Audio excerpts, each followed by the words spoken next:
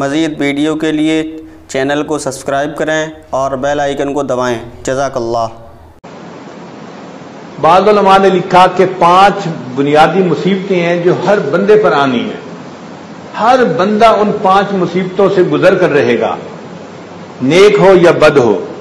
ایک موت کی مصیبت، دوسرا قبر کی مصیبت، تیسرا حشر کی مصیبت، اور چوتھا نامہ اعمال ملنے کی، اعمال تلنے کی مصیبت، وزن اعمال، اور 5واں پل صراط سے گزرنے کی مصیبت۔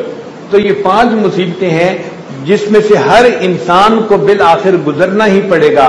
اللہ تعالیٰ نے 5 نمازیں فرض فرما دی، میرا جو بندہ 5 نمازیں پڑھے گا میں اس کے لیے ان 5 مصیبتوں کو آسان فرما دوں گا۔ پھر سوال پیدا ہوتا ہے کہ ان 5 نمازوں کے اوقات میں کیا حکمت ہے؟ ایک نماز ہے جو صبح اندھیرے میں ہی پڑھی جاتی ہے، ابھی سورج نکلا نہیں ہوتا، اس سے پہلے پہلے۔ تو علماء نے جواب دیا کہ اللہ تعالیٰ چاہتے تھے کہ اے میرے بندو تم صبح اٹھو تو دن کی ابتدا میری یاد سے کرو۔ تمہیں میں نے نعمتیں دی ہیں، تمہیں دنیا میں نے نعمتوں میں رکھا ہوا ہے، میں تمہارا مالک ہوں، میں تمہارا منعم حقیقی ہوں۔ تم اٹھو تو سب سے پہلے میرے سامنے اپنی عبادت کر کے دکھاؤ، سر جھکا کے دکھاؤ، تاکہ پتہ چلے کہ تم نعمتوں کا شکر ادا کرنے والے بندے ہو۔ اس لیے فجر کی نماز اللہ نے فرض فرما دی۔ پھر ایک دوسری بات ہے کہ صبح کے وقت کو جنت میں جو دیدار الہی کا وقت ہوگا اس کے ساتھ مناسبت حاصل۔ جنت میں جب اللہ تعالیٰ کا دیدار ہوگا، لا یرون فیہا شمسا ولا زمہریرا، وہ بھی صبح کا وقت ہوگا، ٹھنڈا وقت ہوگا، نہ رات ہوگی نہ دن ہوگا۔ تو اس وقت کی وجہ سے اللہ تعالیٰ نے پسند فرمایا کہ میرے بندو تم دنیا میں اس وقت میں میرے سامنے عبادت کرو گے، جب جنت میں آؤ گے تو میں تمہیں اپنی تجلی سے نوازوں گا۔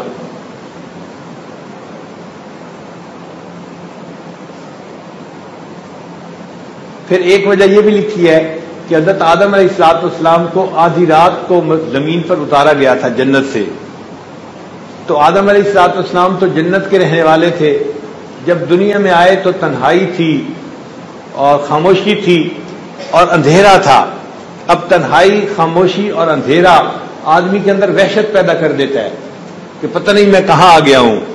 تو حضرت آدم علیہ السلام جب دنیا میں اترے تو ان کے اوپر ایک خوف تھا، جنت چھوٹنے کا ایک غم بھی تھا، مگر جب دنیا میں آئے تو دنیا کے اس اندھیر خانے کو دیکھ کے ان کے اوپر ایک خوف تھا، پتہ نہیں مجھے کہاں بھیج دیا گیا، یہ اندھیرا ہمیشہ رہے گا، مجھے اس اندھیرے میں ہی رہنا پڑے گا یا کیا ہوگا۔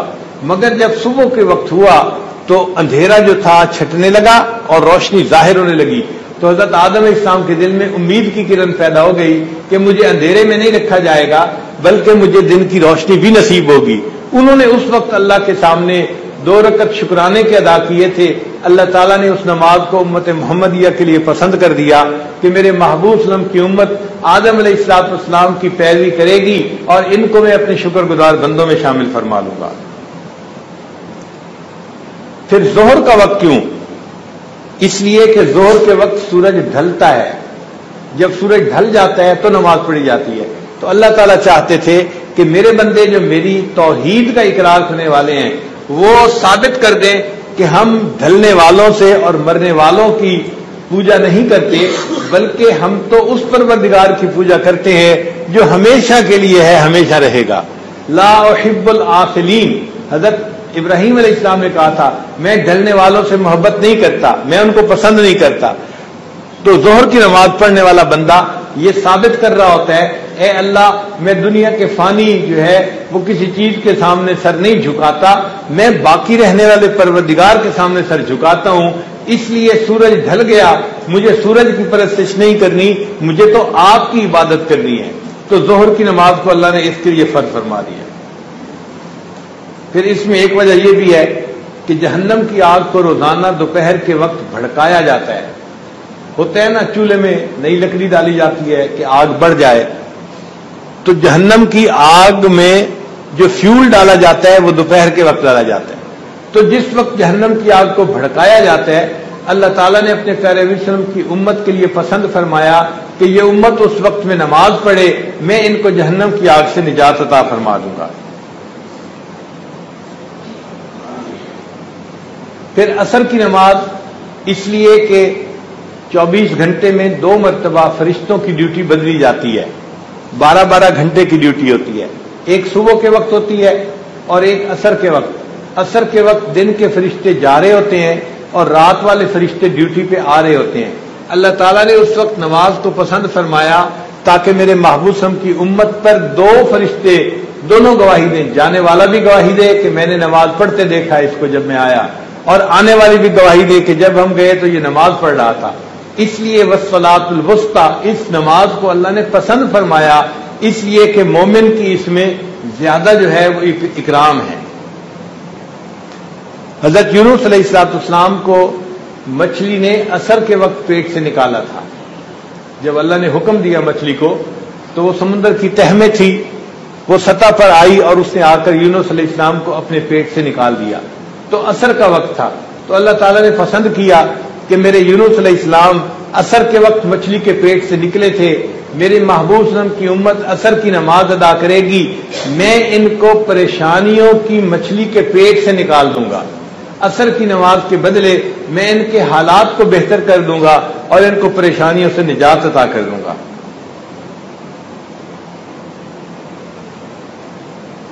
پھر مغرب کی نماز کا وقت جیسے ہی سورج غروب ہوا تھا تو اللہ تعالیٰ نے آدم علیہ السلام کی توبہ کو قبول فرما لیا تھا اور انہوں نے شکرانے کی نماز پڑھی تھی، تو اللہ تعالیٰ نے مغرب کی نماز بھی فرض فرما دی کہ میرے محبوب صلی اللہ علیہ وسلم کی امت اس وقت نماز ادا کرے گی، میں ان کی توبہ اسی طرح قبول کروں گا جیسے ان کے جد امجد کی توبہ کو قبول کر لیا تھا۔ اور اس لیے بھی کہ میرے بندوں نے سارا دن گزارا ہے، اب اس میں نیکیاں بھی کی ہیں مگر کوتاہیاں بھی ہوئی ہیں، تو مغرب کے وقت میں ان کے گناہوں کو معاف کر دوں گا تاکہ یہ جب رات کو سوئیں گے تو بخشے بخشائے آرام کریں گے۔ پھر عشاء کی نماز اس امت کی خصوصیت ہے، پہلے کسی امت کو عشاء کی نماز نہیں ملی، جس کو بھی ملی یا دن کی نمازیں ملی یا مغرب تک کی نماز تھی۔ یہ جو عشاء کی نماز ہے نا، ستارے چھٹکنے کے بعد نماز ادا کرنا، یہ صرف امت محمدیہ صلی اللہ علیہ وسلم کو عطا کی گئی۔ تو اللہ تعالیٰ چاہتے تھے کہ میرے بندے رات کے اندھیرے میں میری عبادت کریں، اس کے بدلے میں ان کو قیامت کے اندھیرے سے نجات عطا کروں گا اور ان کے لیے نور کا بندوبست کر دوں گا۔ اس لیے اللہ تعالیٰ نے عشاء کا وقت اپنی عبادت کے لیے پسند فرما لیا۔ اللہ تعالیٰ سمجھنے کی، عمل کرنے کی توفیق عطا فرمائے، آمین۔